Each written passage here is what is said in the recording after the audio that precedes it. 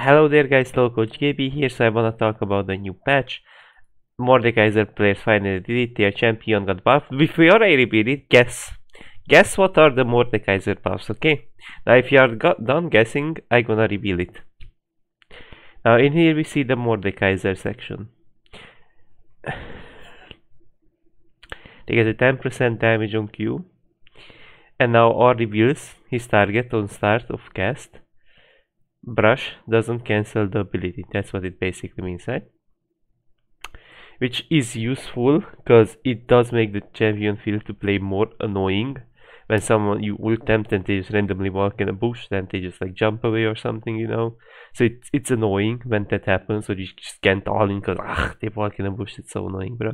Now it's helpful. And what about the QAP? It's not that bad, but it's just bad because what did Riot Games promise to Mordekaiser players?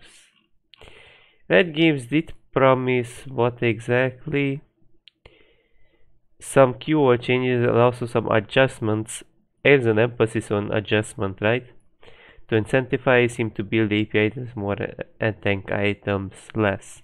But this does nothing. Because it doesn't really what the fuck is that word even? Incentivize? Incentivize, I never heard that word in my life. Mordekaiser players to specifically build high on AP because it's only a 10% buff. I don't know who gonna be baited by the 10% buff to all the time go full AP, but here's the thing. A little bit, I assume in some case scenario it will help with his wave clear, and by 1 up to maximum 3 seconds his early clear will be affected by these buffs, I assume. Then little bit it will be useful when you can get like multiple rotations of your Qs off in a fight, in an all-in, and your pokes will hurt a bit more even though your Q doesn't get the isolation. Now through isolation it will hurt a bit harder because you gotta remember it gets amplified, the Q's damage. While also notably you're gonna stack your W a bit faster because the more damage you deal, the faster you stack your defensive stats from W. And you're gonna heal a teens a bit more if you're a Riftmaker player, and Conqueror gonna heal a teens a bit more. So this sort of adds a little bit teens bit to his defensive stats as well. While also you kill the enemy champion faster, so at the end of the day you're gonna leave with more HP, so useful I would say. But it's kinda like the Vel'Koz buffs, but worse in a way. Like the first Vel'Koz buffs, because Mordekaiser's issue is not only his damage, and lots of people were guessing, you know, what will be the buff, you know, will they speed up his E, will they give a little slow to his E, will they do this, will they do that, and so at the end of the day, like even people were winning it. Meanwhile, the buff is like 2 armor. I was thinking of some type of very shitty buff as well. Maybe his Q gets buffed, or he gets like a really shitty like 5% buff on his E, and it's just not it, right, Games? It's just not it. But this is kinda nice of a change, so at least it's less annoying to use his R. Maybe they don't want to make the champion overly oppressive in lower ranks.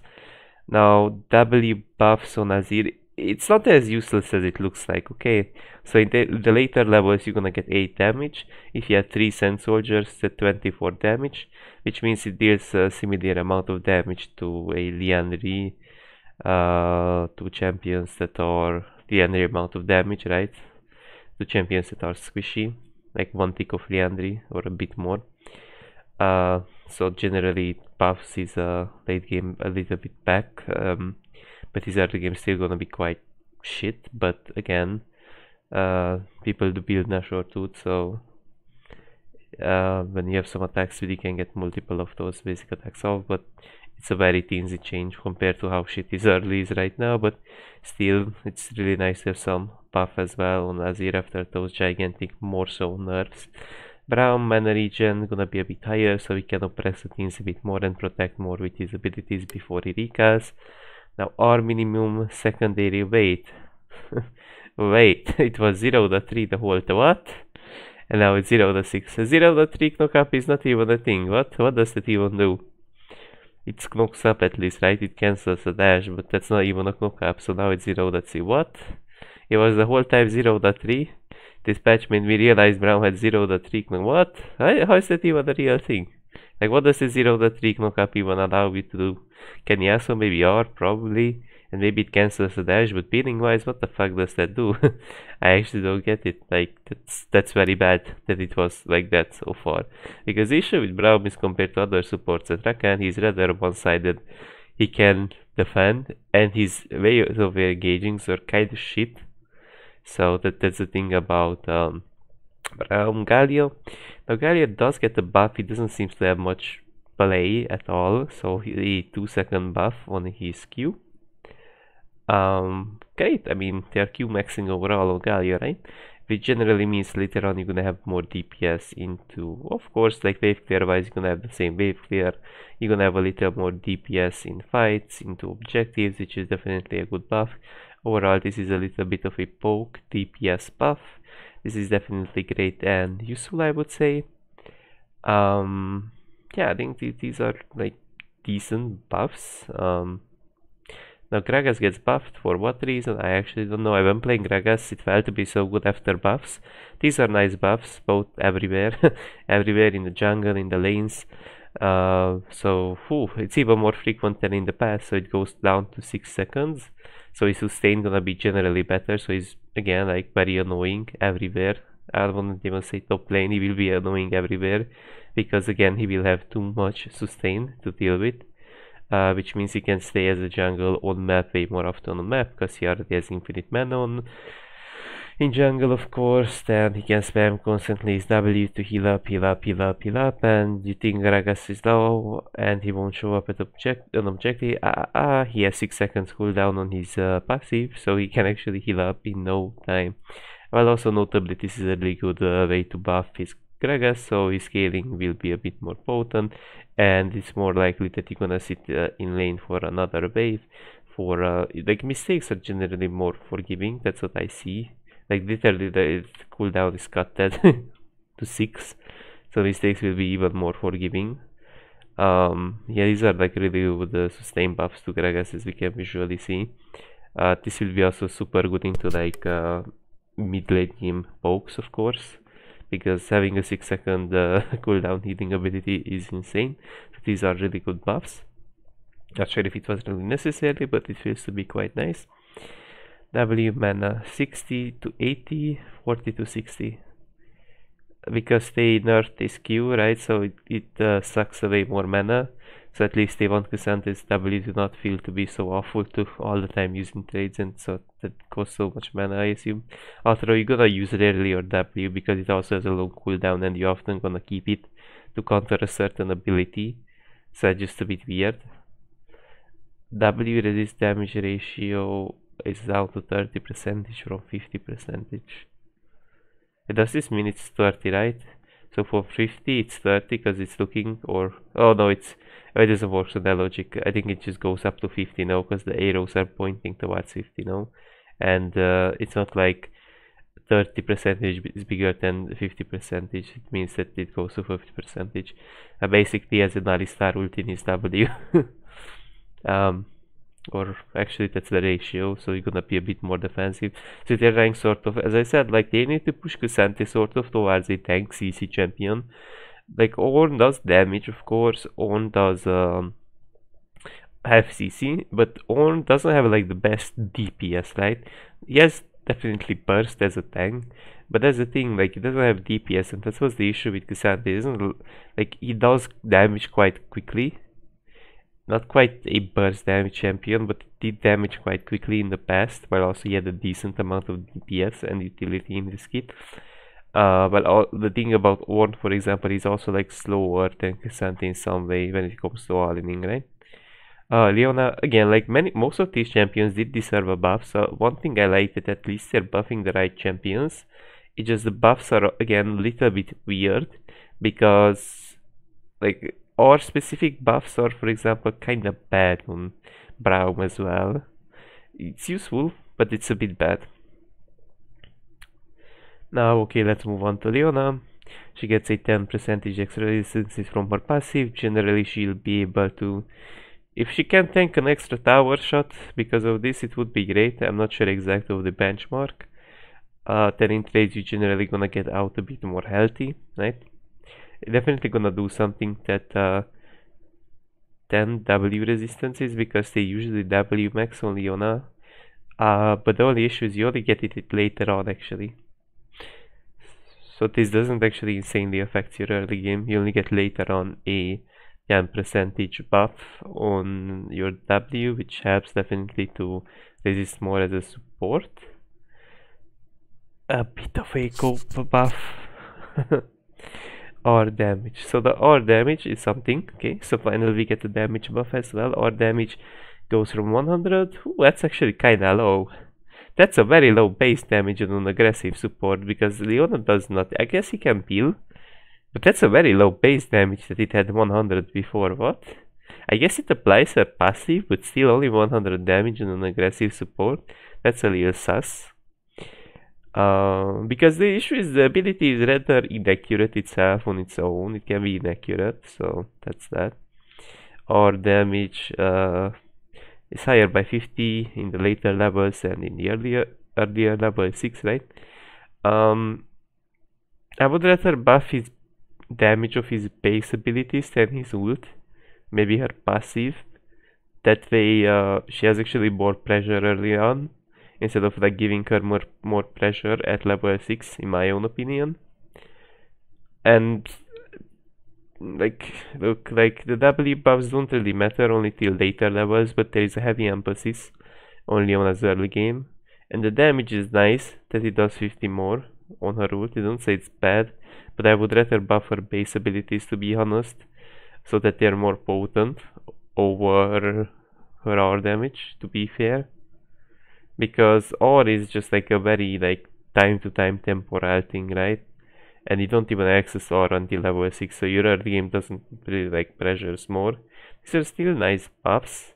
I won't disregard them to be useless. But it's not quite the early game power that you would need to be more potent. Cooldown buffs. Interesting. So in the later levels it's gonna be 14, but earlier on it's gonna have 3 less cooldown. This might be a bit annoying for top laners though. So he has 3 less cooldown than before. This might be a bit annoying for top laners. Although likely Lucian's still gonna be played more often on bot lane. A bit annoying for mid laners as well. Look. It's gonna have 19 seconds early on, 3 seconds less. What does that even mean? For example, in total you have 3 abilities on Lucian, right? And so all of them can reduce your E by a great amount of cooldown. If I remember, per champion you can reduce your E's cooldown by like 2, is it 2 or 4? I think it's like what? I think it's like, just see guys.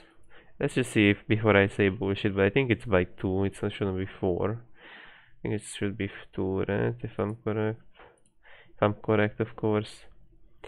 I think a shot hit doubled against... Okay, it's doubled against... Yeah, it's 2, it's not 4. Yeah, I was pretty much sure it's 2. So, what does this allow Lucian to do? Say he has like 3 abilities, right? Now, if ideally you use your E at the beginning of the trade, right? You can reduce the cooldown of your E from 19 seconds minus 6. Really simple, that's 13, so you're gonna have 2 less second cooldown, 3 less second cooldown as before, so it's gonna go down to 13 if you use your whole combo. That generally speaking will allow you to oppress more than compared to like how quickly do they have up their longer, how's it called, longer duration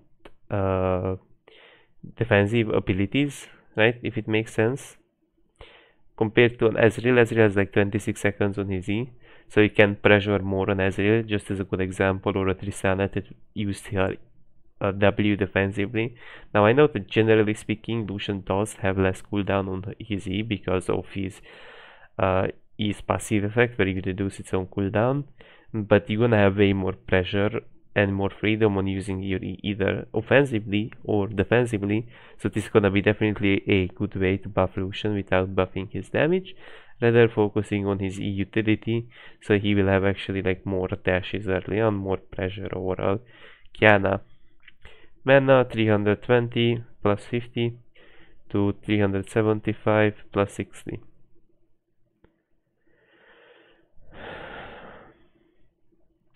Issue with Kiana is she's useless. These are good mana buffs though. 55 mana plus 10 per level, right? I assume.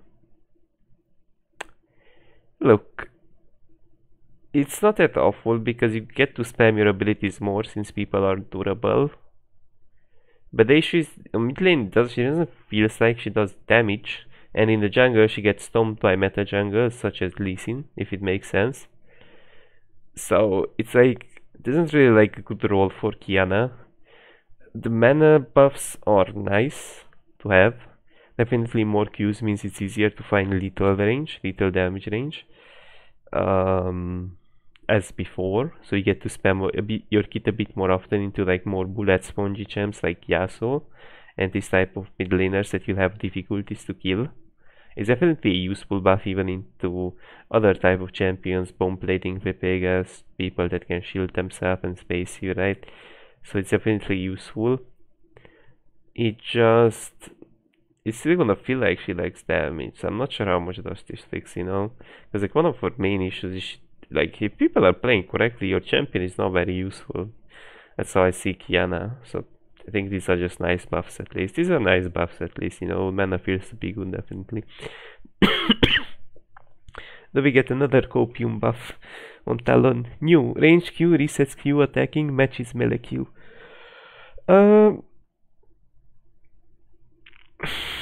Well, in jungle he's shit. Issue is his clear is quite unhealthy, he's very invadable. And if he ever falls off, oh boy, oh boy, that's all I'm gonna say. Or if he ever gets either invaded or counter ganked, right? So this ranged auto reset doesn't really help too much in the jungle specifically, because more than often you wanna get the crit Q off for a faster jungle clear instead of a ranged jump that gives you an auto attack reset. Woohoo. Now this is not entirely useless, because it's still gonna allow you to proc that phase rush in lane a little faster. It's still gonna allow you to proc that passive off more smoothly than as before, which is definitely great.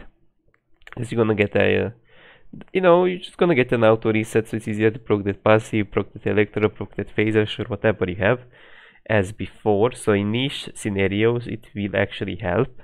It will feel to be helpful as before, right? This is definitely great in some case scenarios, but it doesn't fix as many of Talon's issues, such as his wave clear is a bit more messy, his jungling sucks, like overall it just sucks. He doesn't have like the best wave clear still, but next season you're gonna get a lethality wave clear item. It's like fine, like it's nice. It's nice to have in some case scenario, but it's just similar to Mordekaiser's ult buff, you know? Like sometimes it's gonna be useful, but it's just, I don't know, I guess like your combo is a little faster if it makes sense, but it's just a bit of a cope buff, honestly. Zeri AD growth is a bit, oh, that's interesting. That's interesting. So they gave higher AD growth to Zeri from 1.3. If someone asks themselves why is it so low, the reason why it's so low because Zeri scales insanely well with AD. That's why it's so low. It's weird to see 1.3 AD growth, but it's so low. It was so low because it's about the pro play validity. But usually after pro play is over, they buff Zeri. That's a rule. That's a rule. Because like, she's a bit disgusting. When she's meta, she's very disgusting in pro play, you know. This AD growth, what will they exactly do? I mean, look, like for example at level 10, right, you have actually 20 damage from this, right? 20 extra damage, normally you would have 13. So usually she's a scaling oriented champion.